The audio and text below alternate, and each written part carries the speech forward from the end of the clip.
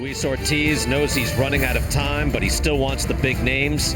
Anthony Joshua, Tyson Fury. He mentioned Andy Ruiz, Dillian White this week. We go to the tail of the tape. He is 41 years old. Alexander Flores is only 30, both 6'4". Ortiz with the size advantage, in pretty good shape at 241 plus. Reach is the same. Again, Luis Ortiz, amateur pedigree. Over 300 wins for the Cuban national team, an acclaimed amateur, top pro. His only professional losses, both of them coming to Deontay Wilder. Luis Ortiz ready to go, and our main event is on the way. Go to the ring, and Jimmy Lennon. Ladies and gentlemen, from the Microsoft Theater here in downtown Los Angeles, Premier Boxing Champions presents the featured bout of the evening, brought to you by TGB Promotions in association with Dade Promotions, sponsored by Geico. Introducing our three judges scoring the action from ringside: Carla Cais, Edward Hernandez Sr., and Zachary Young. All right, fans, here we go. 10 rounds of boxing scheduled in a heavyweight special attraction. And now, ladies and gentlemen in attendance, boxing fans joining us around the world, live from Los Angeles, it's time for the main event of the evening. Introducing to you first on my left, he is fighting out of the red corner, wearing black trunks with gray trim, hailing from Roland Heights, California. He weighed in at 231 3/4 pounds with a record of 18 wins, 2 losses, and 1 draw. He has 16 big wins coming by way of knockout. Tonight, making his PBC debut, introducing Alexander the Great Flores.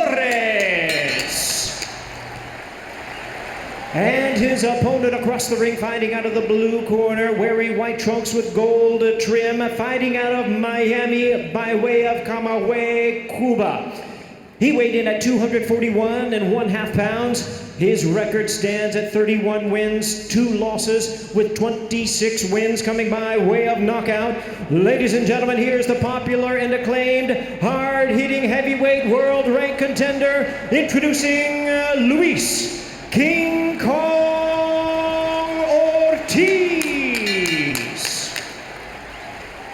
Introducing our referee in charge, now to give instructions, Thomas Taylor. Boxer Chief second. Mouth guard. Boxer Chief second. Mouth guard. All right, gentlemen, belt line's good here, belt line's good here. I gave your instructions in the back. Protect yourselves at all times, listen to my commands. Touch them up. Back to your corner, gentlemen. Eddie, we good? A determined-looking Luis Ortiz right Mark, there. Tonight's odds are provided by FOX Bet. If you place $100 on the favorite, that's Ortiz, you would win $3.03. The payout of $103.03. If you place $100 on the underdog, you would win $1,100. The payout at $1,200. So Alexander Flores, the big underdog here. Again, 30 years old, the younger man in the fight.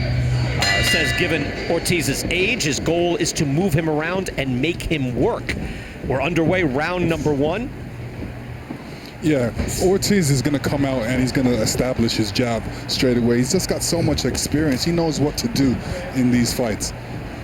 Well, Ortiz is a very good boxer, but he also carries a lot of weight on those shots. He goes hard to the body with that left hand immediately. Boy, that first left hand looked really, really dangerous. And Alexander Flores just barely got out of the way. Flores is doing something he doesn't. Oh, that's that's it. Down goes Flores already. One shot to the body as Ortiz stepped in. 6. He's not getting 7. 8. I think it's a leg. He's done. He did his knee or something. Wow, it is over already. Yeah, I think 46 seconds and it's over. Yeah, I think he did his knee or something like that. I don't know if it was a body shot or what, but we're going to see in a second as he walks over to his corner. No, they put him down straight away. Still don't know Ortiz stepped in and he went down. And Lennox, did you see? Did he buckle his knee after a punch or just buckle his knee with no punch? It's either he buckled his knee when he was falling from the body punch, so he landed wrong. Yeah, he either landed wrong or he was making a cut to his right and did something to his knee. But it looked to me like he got hit with that body shot before anything happened to the leg first. He got hit with a body shot. And let me show you. Yeah, let me show you. Ortiz was sweating before he came in the ring. He was well warmed up. That's why he started off so fast. Flores didn't have no sweat on him at all. Look at him, he's dry. See, Flores is not, I don't think the leg is the problem. I think he got hit with a great body shot.